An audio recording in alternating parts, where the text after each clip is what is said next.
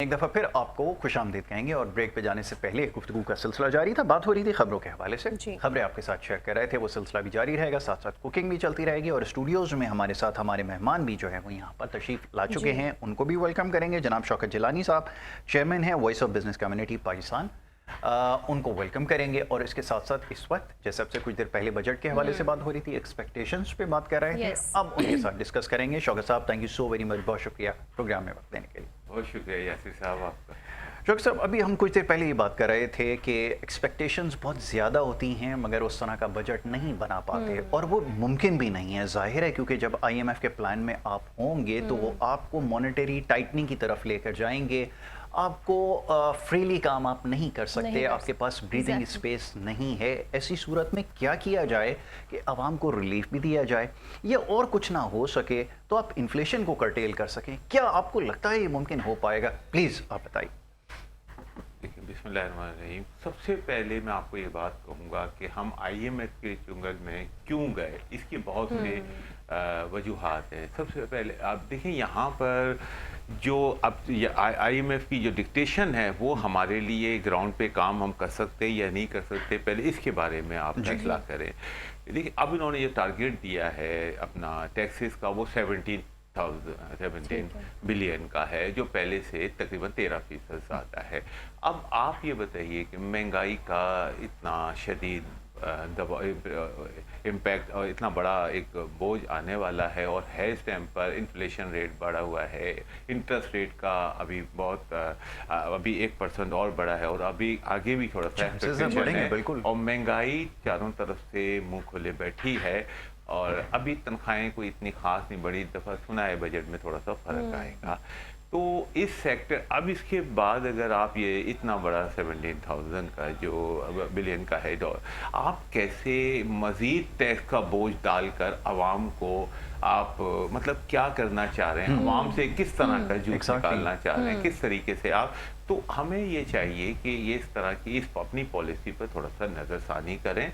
हमारे मुल्क का मसला टैक्सेस नहीं है, हमारे मुल्क का मसला मेरी नज़र में जो है, मैं आज आपको अपनी पर्सनल ओपिनियन देता हूँ, दो चीज़ें हमारे मुल्क को दीमक की तरह चाट रही हैं, और सबसे ज़्यादा हमारे मुल्क के अंदर दो चीज़ें ख़त्म कर दें, मैं इंशाल्लाह वादा करता हूँ ये मुल्क हमारा बेहतरीन रास्ते पे चल जाएगा इसी डोमेन में रहते हुए। एक तो यहाँ का सिस्टम सही कर लें, और यहाँ पर करप्शन खत्म कर। बिल्कुल ठीक। अगर करप्शन, देखिए डिपार्टमेंट शुरू में 1980 के अंदर जब ये एक इदारा था जहाँ पर करप्शन हुई, इसके बाद फिर दूसरे इदारे ने देखा कि वहाँ ये सब सिस्टम अच्छा, आहिस्ता आहिस्ता आप ये देखें कोई ऐसा डिपार्टमेंट बताएं जहाँ पर करप्शन नहीं है। अच्छा, अब ये अलग बात है कि उसका साइज बड़ा छोटा जो चीज़ है, तो आप टैक्सेस लेते चले जाएंगे, आप करते चले जाएं, आप जितना चाहें, आपकी प्लानिंग सही डायरेक्शन नहीं होगी।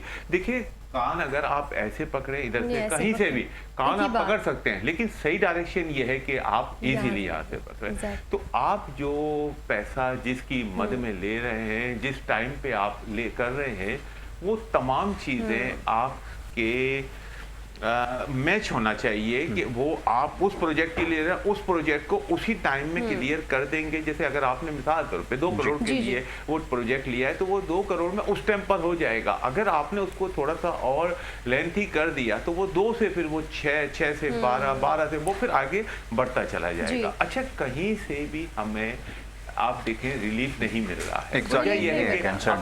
अब हम पहले तो अपने ब्रादर कंट्री से, दूसरे तीसरे ममालिक से पैसे ले लेते थे, लेकिन अब उनकी भी मजबूरियां हैं, बहुत से ऐसे इश्यूज हैं कि हम उनसे अब इजीली बोरो नहीं कर सकते। तो बेहतर यही है कि हमें अपने ही डोमेन में रहते हुए अपनी इस्लाह करनी है, और अब हमने किस तरीके से स्ट्रगल करना है ये हमें सोचना चाहिए। बिल्कुल शौकत साहब, हमने कल ये भी देखा कि चैम्बर ऑफ कॉमर्स डेलीगेशन की मुलाकात हुई है वज़ीर-ए-आज़म शहबाज शरीफ से, कुछ मुस्बत पेशरफ्त सामने आई इस मीटिंग के बाद। कुछ कहा जा रहा है कि कुछ बेहतरी आएगी, क्योंकि हम देखते हैं माजी में भी हमने देखा कि कहा तो जाता है कि दोस्त आवाम दोस्त बजट होगा, रिलीफ मिलेगा, तनख्वाहों में इजाफा होगा, मगर इस तरह होता नहीं है। तो क्या इस बार कुछ मुख्तलिफ है, या हमेशा की तरह जिस तरह होता रहा है वैसे ही होगा? आपने बहुत अच्छा सवाल किया। देखिए, एक सबसे बड़ी बात यह है कि ये एक बहुत खुशाइन बात है कि पाकिस्तान के इलेक्टेड चैम्बर फेडरेशन को इन्होंने कॉल की, उनसे बात सुनी और काफ़ी यकीन दहानी भी कराई है। हमारे प्रेसिडेंट आसिफ इकराम साहब ने को और हमारे तनवीर साहब को और भी काफ़ी चैम्बर थे, रियान भाई वगैरह काफ़ी लोग थे वहाँ, तो यकीन दहानियाँ कराई। लेकिन असल इशू मालूम है यहाँ पर नहीं है। PM साहब सब ऊपर सब वो चाहते हैं, क्योंकि कोई वैसा बंदा नहीं चाहता कि उसकी हुकूमत अपना डिसेबल हो और वहाँ पर हरासमेंट हो, इस तरह के टैक्सेस की वजह से वो हुकूमत गिर जाए। असल मसला ग्राउंड पे जो हमारी ब्यूरोक्रेट है उसको थोड़ा सा अंडरस्टैंड करना चाहिए कि अल्लाह ने उसको इस मुल्क से बहुत कुछ दिया है। अब उनको ईमानदारी से सच्चाई के ऊपर काम करना है। अच्छा, मैं एक चीज़ का और इजाफा करूँ। जब ये बात हो रही थी तो मैं बड़ी मुश्किल से अपनी हंसी को जो है वो जब्त कर सका। उसकी वजह ये कि ये जो स्टेक होल्डर्स होते हैं ना, इनको हमेशा ऑन बोर्ड लिया जाता है, सजेशंस ली जाती हैं, एडवाइसेस ली जाती हैं, बजट प्रपोजल्स लिए जाते हैं, मगर मजे की बात है कि अमल इसके ऊपर कभी भी नहीं होता। वही बात है कि सर अमल तो नहीं होता, लेकिन क्या इस बार होगा? ये मुमकिन है ही नहीं। और जैसे अभी ब्यूरोक्रेसी की बात की है ना, कि पॉलिसी मेकर हैं, अनफॉर्चुनेटली हमारे लिए सबसे बड़ी जो हम पे लाइबिलिटी बन चुके हैं वो यही ब्यूरोक्रेसी में बैठे हुए लोग हैं, जिनके एक्सपेंडिचर को कंट्रोल करते करते आपकी इकोनॉमी जो है ऑलमोस्ट कोलैप्स कर गई है। और प्रोडक्टिविटी का अगर आप ग्राफ देखें तो वो आपको बिल्कुल लॉपसाइडेड नजर आएगा। ये सबसे बड़ा हमारा प्रॉब्लम और चैलेंज हमारे मुल्क को है, बट अनफॉर्चुनेटली हम कुछ नहीं कर पा रहे। किसी भी इदारे के अंदर आप देखें, ब्यूरोक्रेसी में बैठे हुए लोग हैं, इनकी परफॉर्मेंस का ग्राफ देखें, इसको अगर एनालाइज किया जाए तो आपको पता चलेगा कि हर तरफ आपको तबाही नजर आएगी। फाइनेंस डिवीजन की अगर बात करें, या मिनिस्टर्स जो हैं ये सिर्फ डेट मैनेजर्स हैं।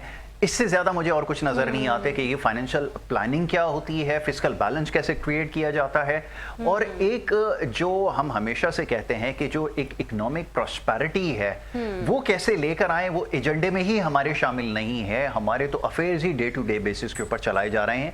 क्या ये इससे निकल सकेंगे, इस विशिष्ट सर्किल में जिसमें हम फंस चुके हैं? क्या ये मुमकिन है? सवाल तो मेरा ये है। जी सर, आपने जो बात की है ना वो हकाइक पे मबनी है कि हमारा इसका एक्सपीरियंस है कि हमारे पास काफ़ी फेडरल मिनिस्टर वगैरह डिफरेंट FBRs के काफ़ी जगहों से लोग आते हैं, गवर्नमेंट की तरफ से भी काफ़ी मुलाकातें होती हैं और वो बड़ी जज्बाती होती है। और ये होती है कि अब हमने जो काम करना है ना, सब मिलकर इंशाल्लाह आप देखिएगा अब इसका रिजल्ट। अच्छा, हम हर इतनी एक मतलब एक इतनी अच्छी जो मीटिंग होती है उसके अंदर इतनी ऐसी यकीन दहानियाँ होती हैं कि अब हमें लगता है कि हुकूमत ने अब डिसीजन ले लिया, वो बाकी मिनट्स ऑफ द मीटिंग आप देखेंगे। लास्ट टाइम अभी इस दफा भी साहब बता रहे थे हमारे फेडरेशन लोग कि वाकई भी वज़ीर आज़म साहब ने इतनी यकीन दहानियां कराई हैं और हकीकत के अंदर लग भी रहा है हमें कि इस दफा हमें काफी रिलीफ। लेकिन रिलीफ कहाँ से देंगे, मेरी ये समझ में नहीं आता असल में कहाँ पर हमें स्पेस है और कहाँ से हमें कहीं से कोई ऐसी चीज है। देखिए, दो तीन मतलब कोई समझ में नहीं आता, बस हमें सीरियस होना। एग्जैक्टली। अच्छा, एक चीज और है हमारा बड़ी इंटरेस्टिंग, लेकिन ये इस तरह की चीजें होती है तो फिर जाहिर है हंसी आ रही होती है कि कहा तो जाता है ना। देखिए, अभी एनर्जी का पूरी पाकिस्तान के अंदर सबसे बड़ा क्राइसिस एनर्जी का है। होना क्या चाहिए? होना ये चाहिए था कि इस वक्त आपके पास ये हाई टाइम था कि आप सोलर टेक्नोलॉजी को प्रमोट करते। आप अब ये प्रपोज कर रहे हैं कि उसके ऊपर फर्दर GST जो है वो बढ़ा दी जाएगी। इलेक्ट्रिक ई-व्हीकल्स के हवाले से बात हो रही थी, ये स्मार्ट स्ट्रैटेजी थी, ये पॉलिसी आपकी थी, होनी चाहिए थी कि आप इसको प्रमोट करते, इसके लिए लोगों को मोटिवेट करते, ताकि आपका जो फ्यूल के ऊपर रिलायंस है, पेट्रोलियम के ऊपर, प्रोडक्ट्स के ऊपर, वो कम होना शुरू होता।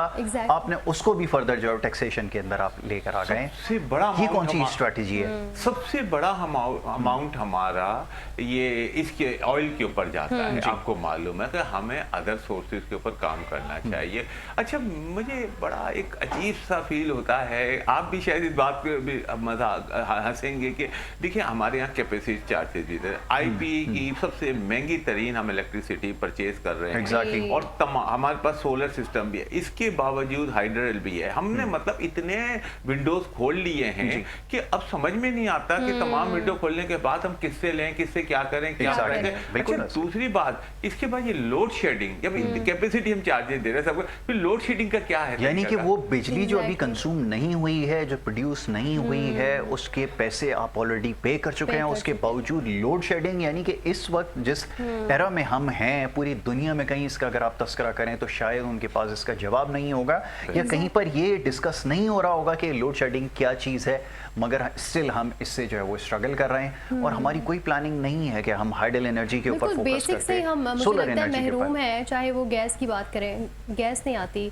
पेट्रोल की बात करें तो उस पर हम इतनी लेवी दे रहे हैं, उसके बाद हम बात करें तो लोड शेडिंग की, पानी के मसाइल हमारे पास हैं, तो हम कहाँ तरक्की करेंगे, कहाँ स्टैंड करते हैं फिर हम? वैसे माजरत आपका तो काफी लोगों से मिला, तो मुझे ये बताएं कौन सा ऐसा मसला है जो मसला हमारे नहीं पास कोई है। प्रॉब्लम नहीं है? अच्छा, है। कहाँ, किस सेक्टर में? देखिए अब जो अच्छा, एक बात मैं आपसे सवाल करूंगा, आप मुझे थोड़ा सा जवाब। जी जी हम जब गवर्नमेंट आती है आईने पाकिस्तान के मुताबिक, आपको हम आवाम को बुनियादी सहूलतें देने की पाबंद है। जी बिल्कुल वो बुनियादी, बाकी बिल्कुल है। रोजगार इज्जत नफ्स के साथ हर आदमी रोजगार Exactly. हासिल कर सके, बिल्कुल। As per the Constitution, bound है, बिल्कुल। कॉन्स्टिट्यूशन बिल्कुल, हक है। है। आप ये बताइए हमें कहाँ से वो तमाम चीजें सरवाइव हम कर रहे हैं? कुछ भी नहीं, कुछ बिल्कुल भी भी नहीं है ना, देखिए, आपके पास अफसोस सोशल की बात। सिक्योरिटी है, ना आपके पास हेल्थ है, ना एजुकेशन है, EUB ना का- यूटिलिटीज EUBI आपको का सही मिलती। जहाँ हर जगह पे क्या सेक्टर। अच्छा देखिए, मैं एक चीज आपसे रिक्वेस्ट करूंगा आपके प्रोग्राम से कि मैं गवर्नमेंट से, हुकूमत पाकिस्तान से, फील्ड मार्शल